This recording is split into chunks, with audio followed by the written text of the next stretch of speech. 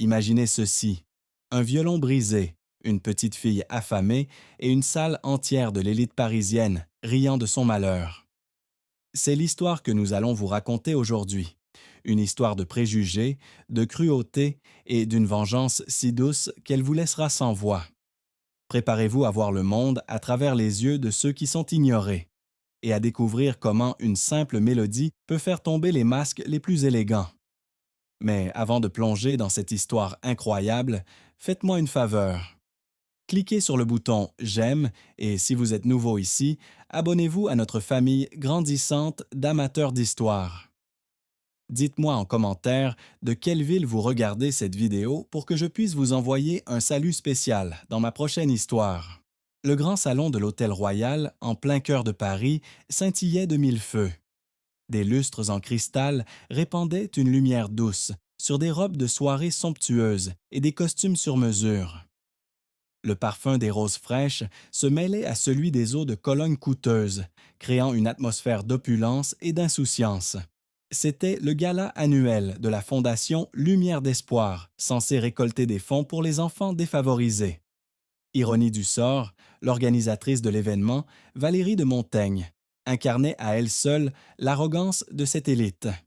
45 ans, un chignon parfait, des bijoux qui valaient une fortune, elle se déplaçait avec l'assurance d'une reine, son sourire figé dissimulant un mépris profond pour tout ce qui ne correspondait pas à son monde doré. Elle discutait avec des banquiers et des célébrités, son verre de champagne à la main, quand une ombre inattendue coupa court aux conversations.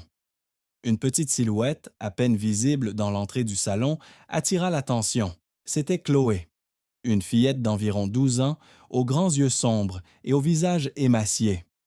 Ses vêtements simples et un peu trop grands contrastaient brutalement avec l'éclat de la salle. Elle serrait contre elle un vieux violon usé, dont le bois laqué était rayé et terni. Sa voix, à peine un murmure, résonna dans le silence soudain. Puis-je jouer pour manger? Juste une chanson pour mon petit frère Léo. Il est malade et il a faim. La question, si simple et si désespérée, frappa la salle comme une note dissonante. Les rires cessèrent, les conversations s'éteignirent. Tous les regards se tournèrent vers la fillette comme si elle était une apparition venue d'un autre monde. Valérie de Montaigne, alertée par le silence, se retourna, son sourire se figeant. Elle balaya Chloé du regard, de ses chaussures abîmées à ses cheveux emmêlés, avec un dégoût à peine voilé. Mais comment cette enfant est-elle entrée ici? Où est la sécurité? Murmura-t-elle à une femme aux cheveux platines qui la rejoignait, serrant fermement sa pochette de marque. La femme hocha la tête avec une fausse compassion. C'est scandaleux. Elle va salir nos tapis persans. Valérie s'approcha de Chloé, ses talons claquant sur le marbre poli. Son sourire revint, mais il était teinté d'une condescendance glaciale. « Ma chérie, ce n'est pas un endroit pour toi. C'est un gala de bienfaisance, pas une soupe populaire. Il y a un McDonald's à 2 rues d'ici, tu sais. » Les rires fusèrent de nouveau dans la foule, plus fort cette fois, comme une vague de mépris. Un homme en costume bleu marine se moqua. Elle croit savoir jouer du violon. Elle ne sait probablement même pas où se trouve l'archet. Une autre femme, secouant la tête avec une fausse pitié, ajouta « L'imagination de ces enfants est si mignonne. Ils regardent une vidéo sur Instagram et pensent pouvoir tout faire. » Mais Chloé ne baissa pas les yeux. Ses grands yeux, pleins d'une lueur étrange, restaient fixés sur Valérie. Elle serrait son violon contre elle comme un bouclier et répéta, sa voix prenant une fermeté inattendue, « Je voulais juste jouer, juste une chanson. Mon petit frère Léo, il a une forte fièvre et il n'a rien mangé depuis hier, s'il vous plaît. » Valérie, agacée par l'insistance de la fillette, croisa les bras. « Écoutez, ma petite, nous sommes ici pour la charité, mais il y a des limites. Nous ne pouvons pas transformer notre événement en cirque. Et puis, soyons honnêtes, que pourriez-vous bien jouer? Une comptine pour enfants. » Les rires redoublèrent et Valérie sentit un plaisir cruel la parcourir. Elle adorait être le centre de l'attention, surtout lorsqu'elle pouvait démontrer sa supériorité morale. Un célèbre critique musical, M. Antoine Léger, un homme aux cheveux blancs et aux yeux vifs, observait la scène depuis le fond de la salle. Il avait remarqué la dignité tranquille de la fillette, la façon dont ses doigts effleuraient inconsciemment les cordes de son violon, comme s'il jouait une mélodie invisible. Il y avait quelque chose dans son attitude qui le troublait, une confiance silencieuse qui semblait déplacée chez une enfant dans sa situation. Mais Valérie ne lui laissa pas le temps d'intervenir. « Très bien, ma chère, » dit-elle d'une voix dégoulinante de condescendance. « Puisque vous insistez tant, faisons un petit accord. Vous pouvez jouer, mais à certaines conditions. » La foule s'approcha, sentant qu'un spectacle cruel allait se dérouler. « Première condition, » annonça Valérie en levant un doigt parfaitement manucuré. « Vous ne jouerez qu'une seule chanson, et c'est nous qui la choisirons. Deuxième condition, si vous parvenez à jouer correctement, je vous offrirai personnellement un dîner complet pour vous et votre frère. Mais, fit-elle une pause dramatique, si vous échouez lamentablement, comme nous savons que ce sera le cas, vous quitterez cet endroit immédiatement et ne reviendrez plus jamais importuner des personnes respectables, et vous ne demanderez plus jamais d'argent à quiconque ici. » Une femme plus âgée, au fond du groupe, murmura « Quelle cruauté !» Mais sa voix fut étouffée par les rires approbateurs des autres invités.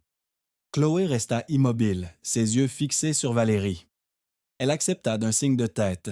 Ce qu'elle ignorait, c'est que chaque mot, chaque rire, chaque geste de mépris était enregistré, non seulement par les caméras de surveillance de l'hôtel, mais aussi par un petit appareil dissimulé dans le sac à dos de Chloé, et que cette scène allait bientôt être vue par des millions de personnes.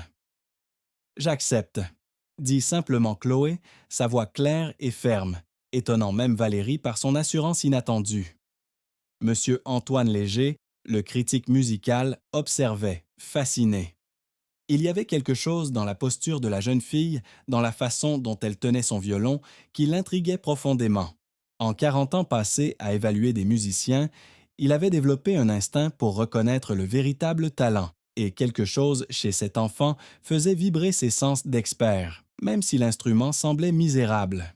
Valérie, elle, applaudit avec un sourire forcé. « Parfait. Maintenant, pour la musique. » Elle regarda autour d'elle, cherchant l'option la plus difficile et la plus humiliante possible. Son regard se posa sur un jeune homme, Pierre Dubois, un pianiste médiocre qui jouait souvent dans les bars branchés du Marais. « Pierre, mon cher, quelle pièce conviendrait à notre jeune artiste? » Pierre, flatté par l'attention, sourit malicieusement. « Que diriez-vous de la Campanella de Paganini, un classique? Tous ceux qui ont touché un violon ont essayé de jouer ce morceau. Si elle sait vraiment jouer, elle devrait y arriver. » Ce choix fit rire la foule.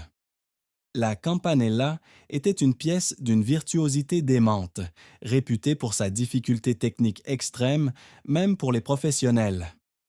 La jouer sur un vieux violon désaccordé était une blague cruelle. C'était le piège parfait. Si Chloé ne connaissait que les bases, elle essaierait et échouerait lamentablement. Si elle ne savait rien, elle ne pourrait même pas commencer.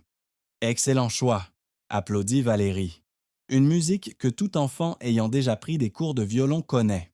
Il n'y a aucune excuse pour échouer. » Chloé acquiesça et se dirigea vers le petit estrade où se trouvait un micro.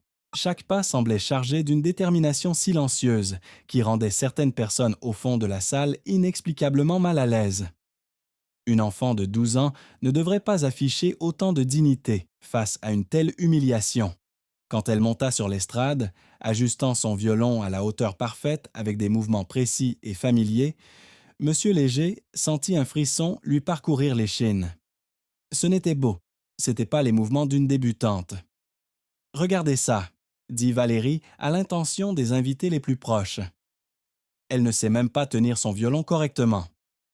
Elle n'a probablement jamais vu un vrai Stradivarius de sa vie. Mais M. Léger avait remarqué exactement le contraire. La posture droite, la façon dont les mains de Chloé flottaient au-dessus des cordes dans une position classique parfaite, étaient des détails qui prenaient des années à maîtriser. Les souvenirs envahirent l'esprit de Chloé comme une vague. Sa grand-mère, Élise Moreau, avait été l'une des plus grandes violonistes de sa génération. une étoile montante dont la carrière avait été brisée par un accident tragique et l'absence de soutien après la perte de son instrument de prédilection. Élise avait canalisé sa passion en enseignant à Chloé, transformant leur petit appartement du 18e arrondissement en un temple musical.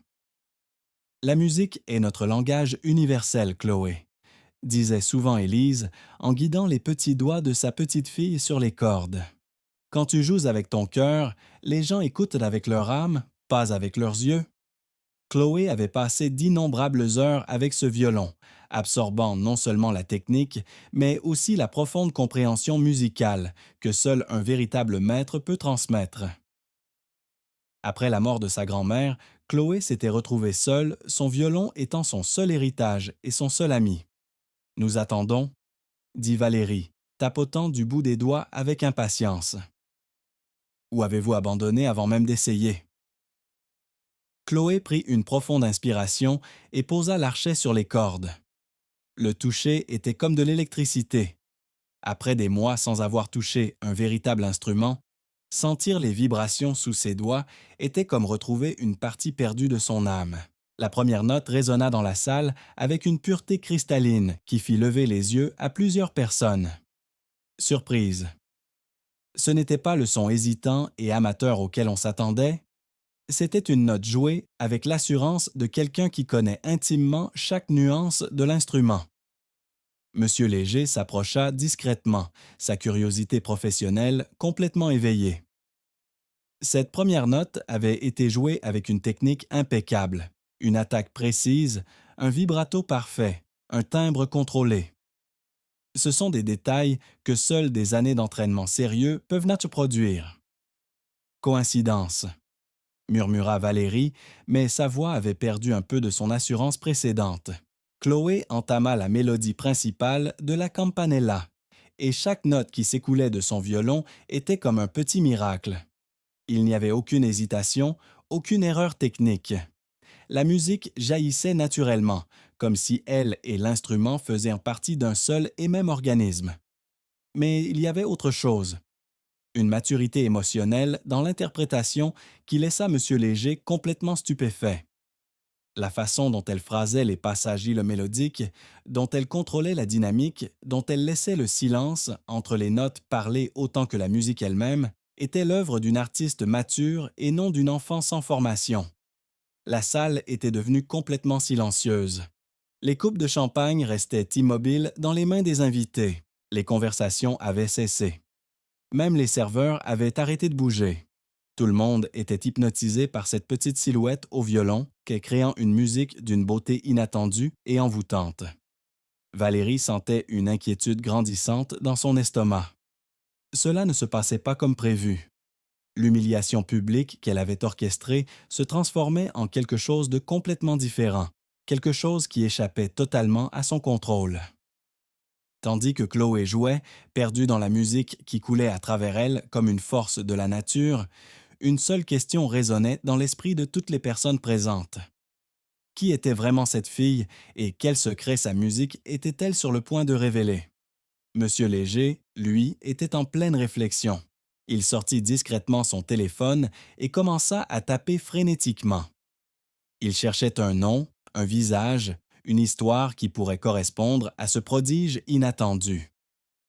Il se souvenait d'une rumeur, d'une jeune virtuose disparue il y a quelques années. Il fit défiler des articles de presse, des photos. Puis, son regard s'arrêta sur une vieille coupure de journal, un article sur une enfant prodige du violon nommée Clara Moreau, dont la carrière avait été interrompue par un drame familial. La photo, bien que plus ancienne, ressemblait étrangement à Chloé. Son cœur se mit à battre la chamade. Ce qu'il vit sur cet écran allait changer sa vie pour toujours, et celle de Valérie de Montaigne avec elle. Cette découverte était le début de sa vengeance, bien que personne ne le sache encore. Monsieur Léger, le cœur battant à tout rompre, ne pouvait détacher son regard de la photo de Clara Moreau sur son téléphone. Les mêmes yeux sombres, la même détermination farouche. C'était elle, sans aucun doute. La fillette qui jouait la campanella avec une telle virtuosité ne pouvait être qu'elle. Mais pourquoi se faisait-elle passer pour une enfant des rues? Et pourquoi ici, dans ce gala de bienfaisance? Tandis que Chloé terminait un passage particulièrement virtuose, les invités, d'abord moqueurs, étaient désormais figés dans un silence respectueux, presque craintif. Valérie, elle, sentait la panique monter. Son plan d'humiliation se retournait contre elle. Lorsque Chloé acheva la pièce, la dernière note s'éteignant dans un silence absolu.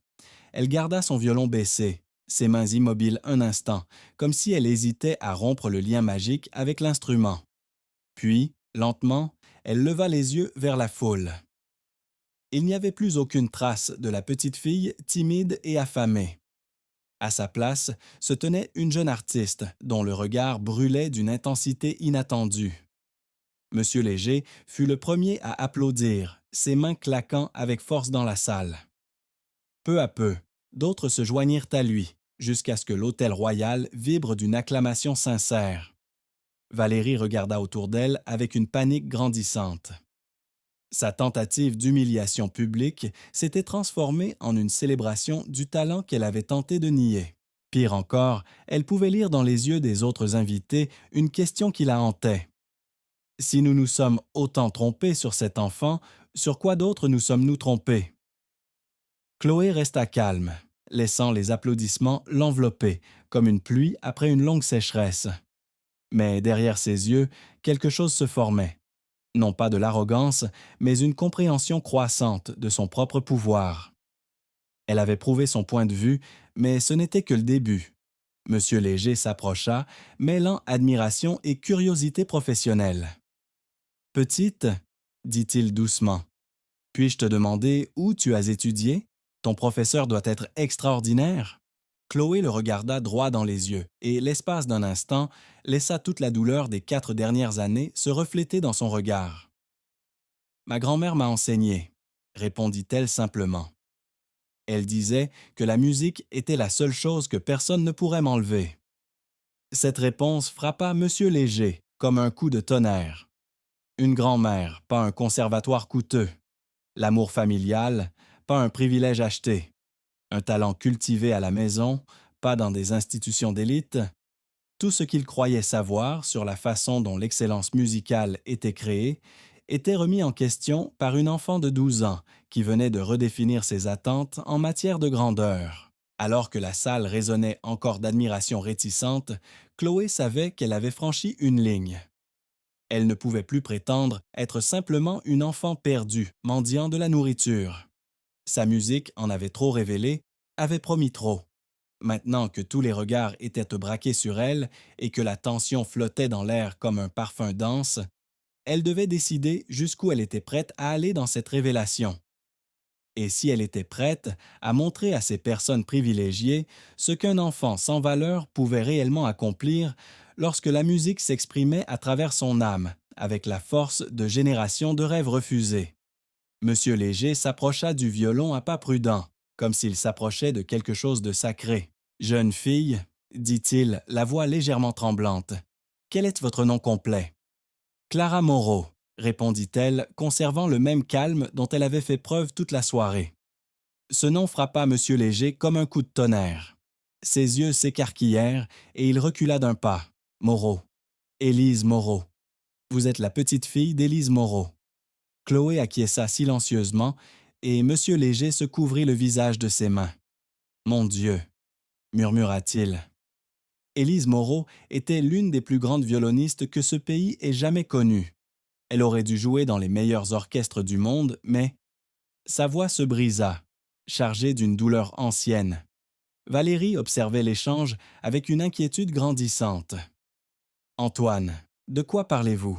Qui est Élise Moreau? » Monsieur Léger se tourna vers elle avec une expression mêlant incrédulité et dégoût. « Valérie, Élise Moreau était une légende dans le milieu musical, une virtuose dont la carrière a été brisée par un accident et l'indifférence de ceux qui auraient dû la soutenir.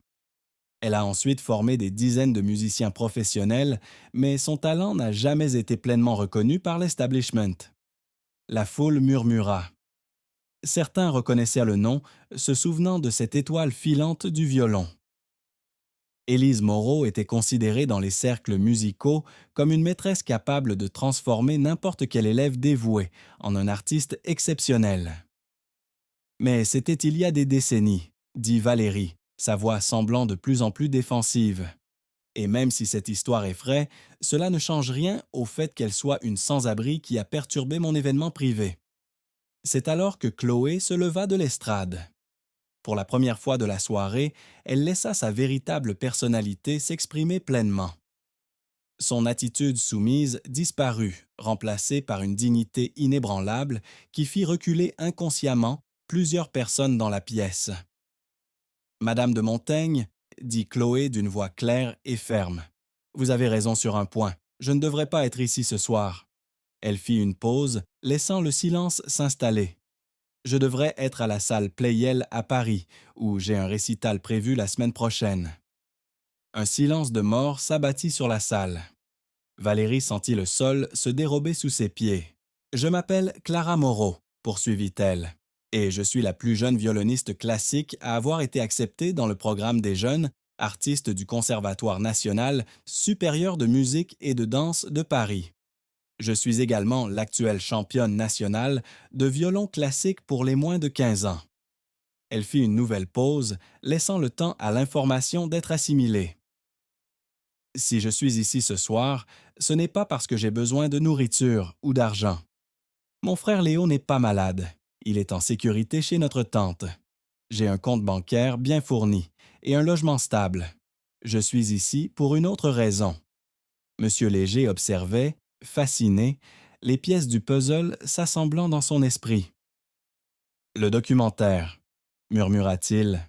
Vous réalisez un documentaire. Chloé acquiesça. Exactement.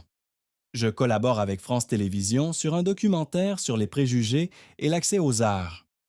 Ma productrice m'a suggéré de participer à des événements caritatifs pour l'éducation artistique, en me faisant passer pour une jeune fille sans ressources, afin de documenter la façon dont les personnes privilégiées traitent réellement ce qu'elles considèrent comme inférieur. La révélation tomba comme une bombe dans la salle. Valérie sentit tout le sang se retirer de son visage. Vous nous filmez. Des caméras cachées, confirma Chloé calmement. Audio et vidéo haute définition. Tout ce qui s'est passé ici ce soir a été filmé pour être diffusé à la télévision nationale et sur ma chaîne YouTube. Valérie regarda désespérément autour d'elle à la recherche de caméras, de tout signe indiquant qu'il s'agissait d'une cruelle blague. Elle sortit son téléphone, ses doigts tremblants, pour vérifier les dernières Instagram Stories de ses amis. Elle vit des vidéos d'elle-même riant de Chloé, avec des légendes moqueuses. Elle réalisa l'ampleur de la catastrophe. C'est illégal, vous ne pouvez pas nous filmer sans notre consentement. En fait, intervint M. Léger, la voix chargée d'une sombre satisfaction, vous avez signé des autorisations d'image en entrant. Il est clairement indiqué sur le billet que cet événement pourrait être filmé à des fins documentaires et de promotion. Je suis sûr que personne n'a lu les petits caractères. La foule commença à s'agiter, les gens chuchotant frénétiquement entre eux, certains sortant déjà leur téléphone portable pour vérifier leurs billets. La panique était palpable. Chloé sortit de son sac à dos un petit boîtier. Ceci est mon enregistreur principal. J'ai aussi un micro-caméra dans mon collier et mon téléphone a tout enregistré. J'ai même des captures d'écran de vos messages WhatsApp, Madame de Montaigne, où vous vous moquez de la petite mendiante et de son violon de clochard. Elle brandit son téléphone, montrant un écran où s'affichèrent des conversations compromettantes. Valérie tremblait de rage et d'humiliation. Vous nous avez trompés, c'est de la manipulation. J'ai demandé à jouer en échange de nourriture, répondit Chloé avec un calme dévastateur. Vous avez choisi de répondre avec cruauté et condescendance. J'ai simplement documenté vos vraies personnalités alors que vous pensiez qu'il n'y aurait pas de conséquences. Monsieur Léger s'approcha de Chloé avec un profond respect. Puis-je vous demander ce que vous comptez faire de cet enregistrement? Le documentaire sera diffusé à l'échelle nationale le mois prochain, expliqua Chloé. Mais j'ai également créé une chaîne YouTube où je publie des versions plus courtes de ces expériences de lien social. Ma dernière vidéo, filmée lors d'un événement similaire à Lyon, compte actuellement 2,5 millions de vues. Valérie sentit ses jambes fléchir. 2 millions. Les gens adorent de voir l'hypocrisie être exposée, dit Chloé, un petit sourire dévastateur jouant sur ses lèvres. Surtout quand elle vient de personnes qui se prétendent vertueuses tout en pratiquant les préjugés qu'elles prétendent combattre. La foule observait avec horreur, tandis que Valérie faisait face à la réalité de sa situation. En quelques jours, sa cruauté serait vue par des millions de personnes. Son nom serait à jamais associé au type de préjugés et d'élitisme qu'elle avait si clairement démontré. Madame de Montaigne, dit Chloé en s'adressant directement à l'organisatrice de l'événement, vous avez passé toute la soirée à me dire que les gens comme moi ne méritent pas d'aide, ne méritent pas d'être dans des endroits comme celui-ci, que nous n'avons ni valeur, ni talent, ni droit de participer à la haute culture. Sa voix prit une force qui fit taire toute la salle. Demain, le monde entier verra exactement le genre de personne que vous êtes vraiment. Valérie essaya de parler, mais les mots ne sortaient pas. L'ampleur de son humiliation publique imminente était tout simplement trop grande pour qu'elle puisse la supporter. Monsieur Léger regarda autour de lui, voyant la panique sur les visages des autres invités. « Combien d'autres événements avez-vous filmés ?»« C'est le 12e, répondit Chloé. « Et c'est toujours la même chose ?» Des gens qui disent apprécier l'art et l'éducation, mais qui jugent et rejettent immédiatement le talent sur la seule base des apparences.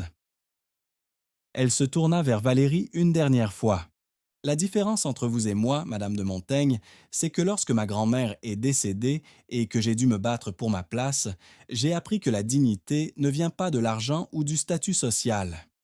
Elle vient de la façon dont nous traitons les autres êtres humains, lorsque nous pensons que personne ne nous observe. Le silence dans la salle était assourdissant. Chaque personne présente savait que ses paroles et ses actions de cette soirée seraient jugées par des millions d'inconnus, et la plupart savaient qu'il n'y avait aucune défense possible pour ce qu'elles avaient démontré.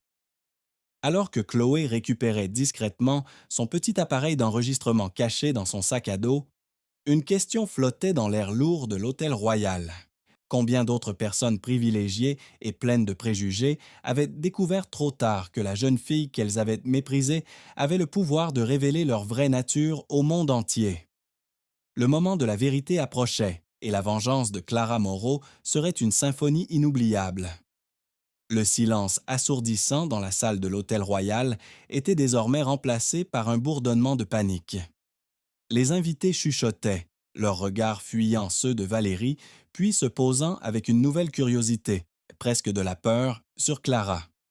La révélation de sa véritable identité et de son projet de documentaire avait transformé l'ambiance, passant de l'arrogance à une anxiété palpable.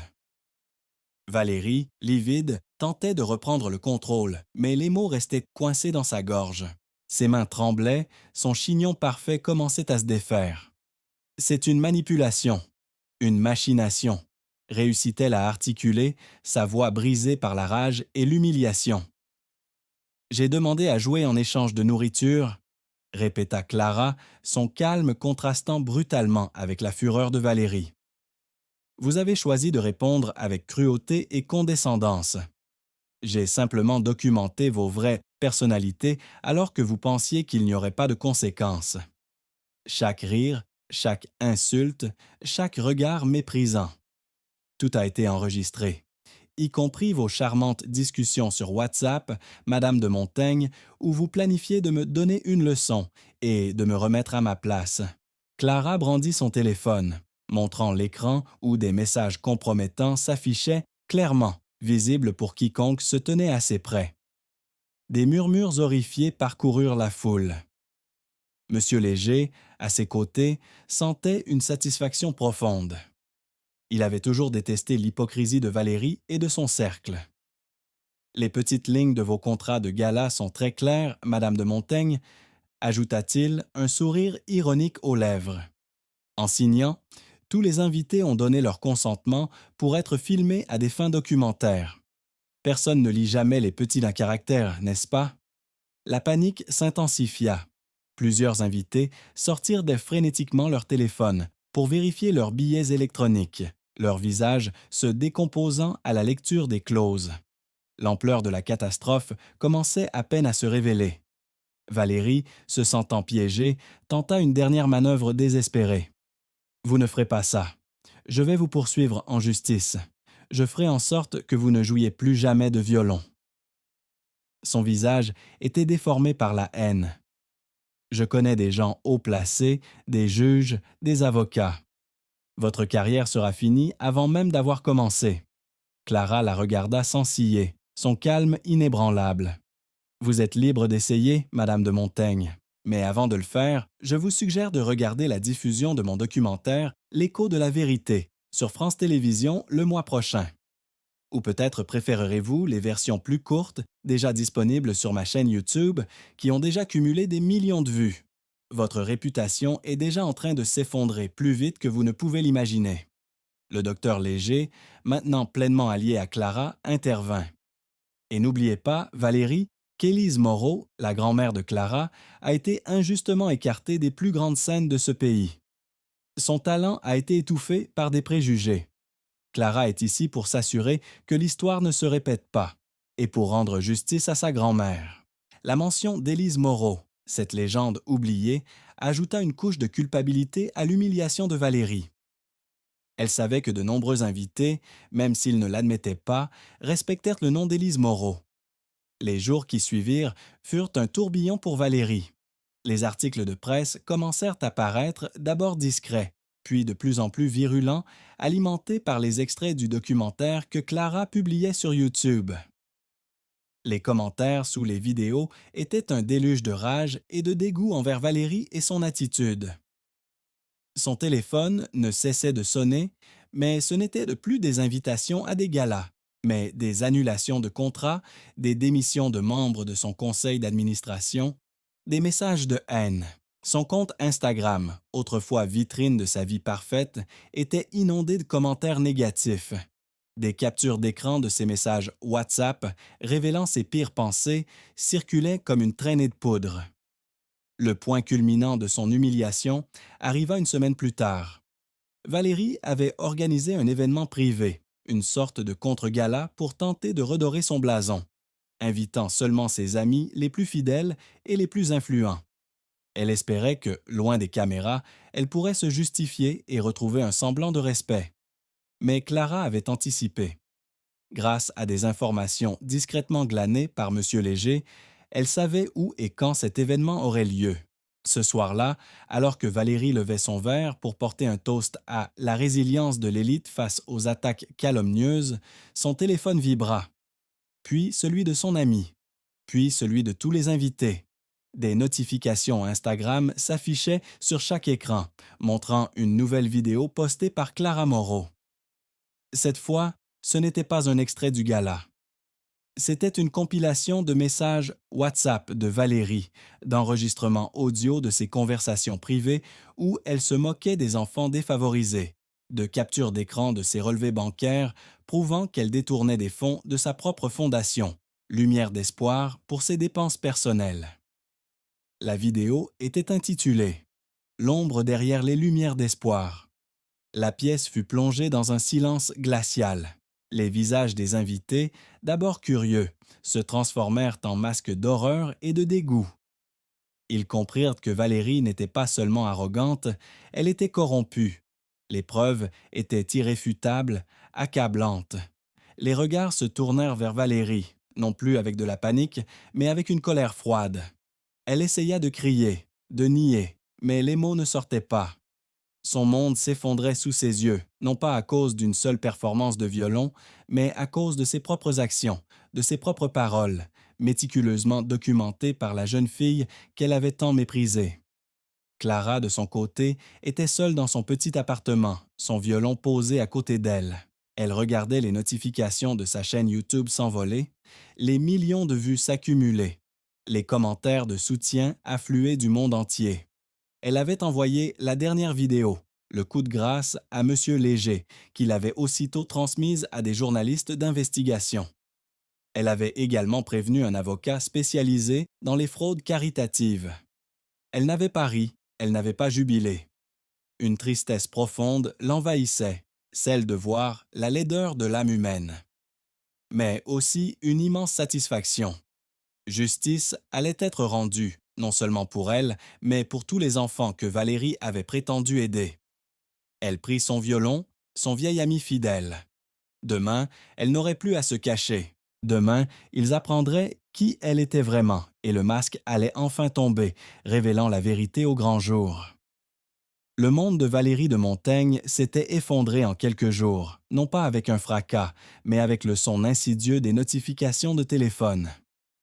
Les messages de haine sur Instagram, les annulations de contrats par WhatsApp, les articles de presse dévastateurs citant les vidéos de Clara Moreau. Elle était devenue la risée de Paris, le symbole de l'hypocrisie et de la corruption de l'élite. Son téléphone, autrefois son meilleur ami, était devenu son bourreau.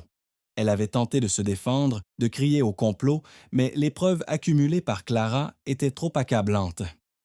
Les relevés bancaires de la Fondation, ses propres messages, ses rires moqueurs. Tout était là, en ligne pour que des millions de personnes le voient. Pourtant, Valérie, dans un dernier sursaut d'orgueil, refusait de plier. Elle était convaincue qu'elle pouvait encore inverser la tendance, que sa fortune et ses contacts la sauveraient. Elle avait appelé ses avocats, des requins du barreau, pour qu'ils intentent des procès pour diffamation contre Clara et M. Léger. Elle avait même tenté de faire supprimer les vidéos de YouTube, arguant d'une violation de sa vie privée, mais l'équipe de France Télévisions avait déjà pris le relais, protégeant le contenu et préparant la diffusion nationale du documentaire. Dans son esprit tordu, Valérie pensait que la meilleure défense était l'attaque. Elle planifiait un nouveau coup d'éclat, une ultime tentative de discréditer Clara, de la faire passer pour une manipulatrice assoiffée de célébrité. Pendant ce temps, Clara, dans le calme de son appartement, finalisait ses préparatifs. M. Léger était devenu un allié inestimable. Il l'avait mise en contact avec Maître Dubois, une avocate réputée pour son intégrité et sa ténacité dans les affaires de fraude caritative. Maître Dubois avait passé des jours et des nuits à éplucher les documents fournis par Clara. Les relevés bancaires de la Fondation, les factures sont gonflées, les contrats douteux, les témoignages d'anciens employés de Valérie. Tout concordait. Valérie de Montaigne avait systématiquement détourné des fonds destinés aux enfants pour financer son train de vie extravagant.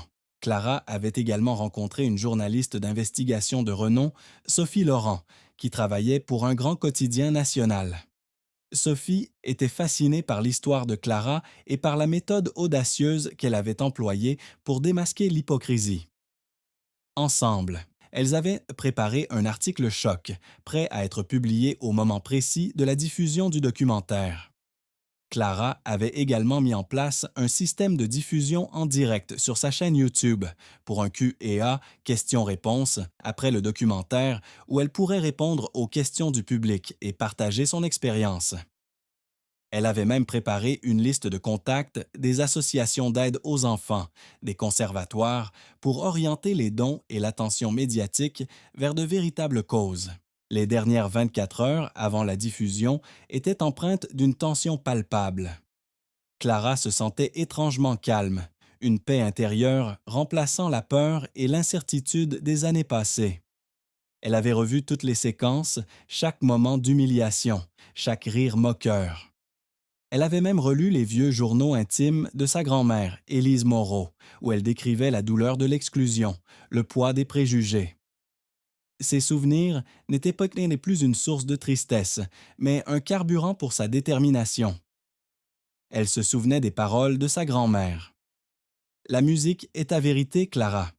Elle ne ment jamais. » Valérie, elle, était loin de se douter de l'ampleur de la tempête qui s'abattait sur elle. Elle avait organisé une conférence de presse se posant en victime d'une campagne de diffamation orchestrée par une enfant jalouse et manipulatrice. Elle avait même fait venir son propre expert pour discréditer les vidéos de Clara, affirmant qu'elles étaient montées et falsifiées. Elle avait dépensé des dizaines de milliers d'euros pour cette opération de communication de la dernière chance, convaincue que sa fortune lui permettrait d'acheter la vérité. Elle avait même posté des stories Instagram, souriantes, avec des légendes comme « La vérité finira toujours par éclater, mes chéris » Ne laissez pas la jalousie vous aveugler. Ironie du sort, ces dernières publications seraient les dernières preuves de son aveuglement. Monsieur Léger, Maître Dubois et Sophie Laurent étaient en contact constant avec Clara, via une discussion cryptée sur WhatsApp. Les messages s'échangeaient rapidement. Tout est prêt pour la diffusion. L'article est validé, il sera en ligne à minuit. Les autorités sont prévenues. Elles interviendront dès que les preuves seront publiques. Chaque membre de cette alliance inattendue tenait son rôle, un engrenage complexe de justice en mouvement. Clara avait même reçu un SMS d'une ancienne employée de Valérie, prête à témoigner sous serment des fraudes de la Fondation. C'était le dernier maillon manquant. La veille de la diffusion, Clara se tint devant la fenêtre de son appartement, observant les lumières de Paris se scintiller. Elle tenait dans sa main une vieille photo jaunie de sa grand-mère, Élise, son violon à la main, un sourire radieux sur le visage. Elle pensait à Léo, son petit frère imaginaire, le prétexte de sa première demande, et à tous les vrais Léo du monde, ceux qui souffraient en silence. Elle avait le pouvoir de changer les choses, non pas par la violence, mais par la vérité. Elle avait transformé sa propre douleur en une arme puissante, sa musique en un cri de justice. Elle prit son violon, son fidèle compagnon, et commença à jouer, non pas la campanella, mais une mélodie douce et mélancolique, une composition de sa grand-mère. C'était une prière, une promesse, un hymne à la résilience. Elle savait que dans quelques heures, son monde et celui de Valérie allaient basculer. Le monde entier allait voir la vérité. Le temps était venu. Le jour J était arrivé. Paris s'éveillait sous un ciel gris, mais pour Clara, c'était le lever d'un nouveau soleil. Valérie de Montaigne, dans son dernier acte de bravade, avait organisé une émission spéciale sur une chaîne de télévision privée, se présentant comme la victime d'une campagne de diffamation sans précédent. Elle avait invité quelques-uns de ses amis les plus influents, des journalistes complaisants et même un expert en analyse vidéo pour prouver que les enregistrements de Clara étaient falsifiés. Elle était assise sur un canapé luxueux, son chignon impeccable, son sourire forcé, prête à jouer son dernier rôle. À quelques kilomètres de là, dans les coulisses de France Télévisions, Clara était prête. Elle portait une robe simple mais élégante, son violon à la main. Monsieur Léger était à ses côtés, son regard bienveillant et fier. Maître Dubois, l'avocate, était en liaison téléphonique avec les autorités, prête à donner le signal. Sophie Laurent, la journaliste, attendait le feu vert pour publier son article explosif. Le documentaire L'écho de la vérité était sur le point d'être diffusé. L'émission de Valérie commença. Elle parla avec une fausse émotion de son dévouement aux enfants, de la cruauté de cette petite mendiante qui avait osé ternir son nom. L'expert en vidéo démontra, avec des graphiques complexes, que les images étaient manipulées. Les amis de Valérie la soutinrent, dénonçant l'ingratitude et la jalousie. Valérie se sentait en pleine possession de ses moyens, convaincue d'avoir repris le contrôle du récit. C'est alors que, sans crier gare, les écrans de télévision de toute la France, y compris celui du plateau de Valérie, basculèrent. Le logo de France Télévisions apparut, suivi du titre L'écho de la vérité. Le silence tomba, lourd de présages. Le documentaire commença par des images du grand salon de l'Hôtel Royal, la soirée du gala. On y voyait Valérie, son sourire condescendant, sa voix glaciale, rejetant la petite Chloé. Puis, les rires pour moqueurs des invités. La caméra cachée de Clara, d'une qualité d'image stupéfiante, montrait chaque détail, chaque expression de mépris. Sur le plateau de son émission, Valérie blêmit. Ses amis commencèrent à s'agiter. L'expert en vidéo tentait de dire quelque chose, mais sa voix était inaudible. Le documentaire continua, montrant la performance époustouflante de Clara au violon, les regards stupéfaits des invités, les applaudissements de M. Léger. Puis, la voix de Clara, calme et claire, expliqua son identité, son lien avec Élise Moreau et le but de son expérience sociale. La bombe était lâchée. Mais le pire était à venir. Le documentaire enchaîna avec les preuves irréfutables de la fraude. Des extraits des messages WhatsApp de Valérie affichés en grand écran où elle se moquait des enfants, planifiait des détournements de fonds. Des relevés bancaires de la Fondation Lumière d'Espoir montrant des transferts massifs vers les comptes personnels de Valérie. Des dépenses somptueuses pour des bijoux, des voyages, des robes de créateurs. Des enregistrements audio de Valérie, riant de sa naïveté à propos de la charité. Des témoignages d'anciens employés, le visage flouté mais la voix pleine de rage, racontant comment Valérie les avait forcés à falsifier des documents. Sur le plateau, Valérie était figée, son visage blanc comme un linge. Ses yeux étaient écarquillés d'horreur. Elle essaya de se lever, de fuir, mais ses jambes ne répondaient plus. Ses amis, autrefois si loyaux, se reculaient d'elle, leur visage exprimant un mélange de choc et de dégoût. Le journaliste complaisant tentait de changer de sujet, mais la régie avait coupé son micro. L'expert en vidéo avait disparu. Le documentaire se termina par un message puissant de Clara.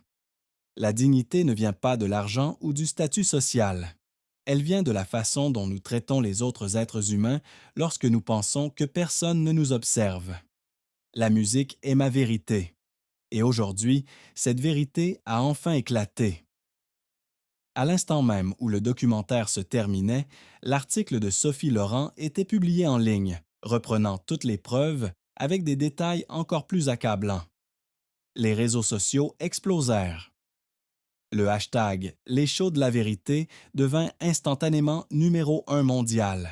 Des millions de personnes partageaient, commentaient, exprimaient leur rage contre Valérie et leur admiration pour Clara. Des milliers de messages de soutien inondèrent la chaîne YouTube de Clara. Sur le plateau de son émission, Valérie était en larmes, non pas de remords, mais de fureur et d'humiliation. Elle comprit que tout était fini. Sa réputation, sa fortune, sa vie. Tout s'écroulait en direct, sous les yeux de millions de téléspectateurs. Des agents de police, alertés par Maître Dubois, firent irruption sur le plateau. « Madame de Montaigne, nous avons un mandat d'arrêt pour fraude et détournement de fonds. » Les menottes claquèrent. Valérie fut emmenée, son visage déformé par la haine et le désespoir, sous les flashs des photographes et les caméras qui continuèrent de filmer. Au même moment, Clara, sur le plateau de France Télévisions, reçut une ovation debout. Les larmes coulaient sur son visage, mais c'étaient des larmes de soulagement, de joie, de victoire. Elle avait rendu justice à sa grand-mère, à tous les enfants ignorés, et à elle-même. Elle avait prouvé que le talent et la dignité ne connaissent ni couleur, ni classe sociale, ni code postal. Elle avait transformé sa souffrance en une symphonie de vérité. La vérité avait enfin éclaté et rien ne serait plus jamais comme avant. Justice était rendue, mais ce n'était que le début de leur chute. La chute de Valérie de Montaigne fut aussi spectaculaire que son ascension. Le documentaire « L'écho de la vérité » devint un phénomène national, puis international. Les millions de vues sur YouTube se transformèrent en dizaines de millions. Les commentaires de soutien à Clara se comptant par centaines de milliers. L'émission spéciale de France Télévisions fut un record d'audience, suivi par des millions de foyers. L'article de Sophie Laurent fit la une de tous les journaux, révélant en détail l'étendue de la fraude et l'hypocrisie de Valérie. Les conséquences furent immédiates et dévastatrices pour Valérie. Arrêtée en direct, elle fut inculpée de fraude aggravée, de détournement de fonds et d'abus de confiance. Le procès fut médiatisé, chaque détail sordide de sa vie et de ses malversations étant exposé au grand jour. Maître Dubois, avec les preuves irréfutables fournies par Clara, démantela méthodiquement sa défense. Valérie fut condamnée à plusieurs années de prison ferme et à une amende colossale. Ses biens furent saisis pour rembourser les fonds détournés de la Fondation. Son appartement luxueux fut vendu, ses bijoux confisqués. Ses amis l'abandonnèrent, son mari demanda le divorce et ses enfants honteux coupèrent les ponts. Valérie de Montaigne, autrefois reine de la haute société parisienne, devint un paria, son nom synonyme de scandale et de corruption. Elle fut l'incarnation de la chute de l'arrogant, son empire s'étant effondré sous le poids de sa propre cruauté. Pour Clara, la vie prit une tournure inattendue. Le monde entier découvrit non seulement son histoire, mais aussi son talent prodigieux. Les plus grands conservatoires du monde lui offrirent des bourses. Les orchestres les plus prestigieux l'invitèrent à jouer. Elle signa un contrat avec une maison de disques renommée et son premier album, composé de pièces classiques et de quelques compositions de sa grand-mère Élise, fut un succès planétaire. Monsieur Léger devint son mentor officiel, l'aidant à naviguer dans le monde exigeant de la musique classique professionnelle. L'Hôtel Royal, embarrassé par cette exposition publique, créa un programme de bourse pour les jeunes musiciens défavorisés, nommant Clara ambassadrice officielle. Le documentaire L'écho de la vérité fut nominé pour plusieurs prix internationaux et remporta un Emmy. Netflix proposa de développer une série basée sur son histoire et Clara accepta à condition que le message de justice et d'égalité soit préservé. Elle utilisa sa nouvelle célébrité et sa fortune pour créer la fondation Élise Moreau, dédiée à l'accès à l'éducation musicale pour les enfants de tous horizons. Son petit frère Léo, bien réel cette fois, fut le premier bénéficiaire d'une bourse, et Clara s'assura que des milliers d'autres enfants puissent réaliser leurs rêves musicaux. 3 ans plus tard, Clara Moreau, à seulement 15 ans, faisait ses débuts en tant que soliste au Carnegie Hall de New York, puis à la salle Pleyel à Paris. Elle jouait avec une passion et une profondeur qui touchaient les âmes. Sur scène, avant son rappel, elle prit la parole. Cette histoire nous rappelle que la dignité et le talent ne s'achètent pas avec de l'argent, ne s'héritent pas avec un nom de famille et ne se mesurent certainement pas à la couleur de la peau ou à l'adresse d'où l'on vient. La musique ne connaît ni couleur, ni classe sociale, ni code postal. Elle ne connaît que la vérité et la passion. Et quand vous avez les deux, aucune barrière ne peut vous arrêter. L'impact du documentaire et de l'histoire de Clara transcendait le divertissement. Des écoles de musique à travers le pays lancèrent des programmes communautaires, des conservatoires revirent leur processus d'admission et des centaines de jeunes talents issus de communautés défavorisées bénéficièrent d'opportunités qui leur étaient auparavant refusées. La loi sur la transparence des fondations caritatives fut renforcée, surnommée la loi Clara Moreau, pour éviter de nouvelles fraudes. La justice avait triomphé et Clara était devenue un symbole mondial d'espoir, de résilience et de vérité. Cette histoire nous rappelle que la justice existe encore dans ce monde. Quelles leçons avez-vous tirées de ce récit? Partagez vos réflexions dans les commentaires ci-dessous. Nous adorons lire vos pensées et vos propres expériences. Et devinez quoi? Une autre histoire bouleversante arrive dans quelques jours, encore plus dramatique et inspirante que celle-ci. Alors, si ce n'est pas déjà fait, assurez-vous de vous abonner à cette chaîne et d'activer la cloche de notification pour être le premier à la découvrir dès sa mise en ligne. Si cette histoire vous a ému, n'oubliez pas de cliquer sur le bouton « J'aime ». Cela nous aide énormément à faire découvrir ces récits de justice à d'autres personnes qui en ont besoin. Et surtout, partagez cette vidéo avec vos amis et votre famille, car on ne sait jamais qui a besoin d'entendre ce message d'espoir aujourd'hui. Parfois, une seule histoire peut changer la perspective de quelqu'un sur la vie. Merci infiniment d'avoir suivi ce voyage émotionnel avec nous. À très bientôt pour une nouvelle histoire qui vous touchera droit au cœur.